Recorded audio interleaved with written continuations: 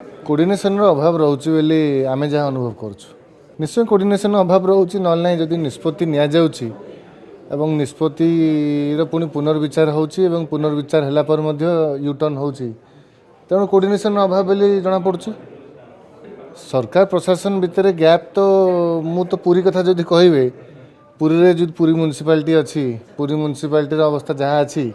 आप जानते मार्च 2025 रु म्युनिसिपल कॉर्पोरेशन पुरी को करा जो बोली दाबी करी जहाँ म्युनिसिपल कॉर्पोरेशन होती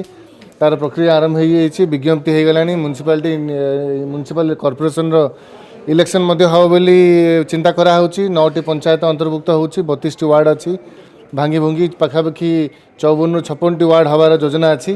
किंतु आप निजे देखूँ पुरी जमी पुरी म्युनिसिपालिटी प्रत्येक दिन 3 लाख 4 लाख लोक आसुँच वर्ष को हिसाब कले 12-13 कोटी भक्त मैंने आसुँच पुरी को एवं म्युनिसिपालिटी जो भाया पुरी सहर में कार्यक्रम करने कथा नगर विभाग मंत्री निजे जा बसुँच पीकेडी ठू नहीं कि म्युनिसिपालिटी ठू नहीं कि जिते प्रकार सब माने प्रशासनिक अधिकारी पुरी अच्छा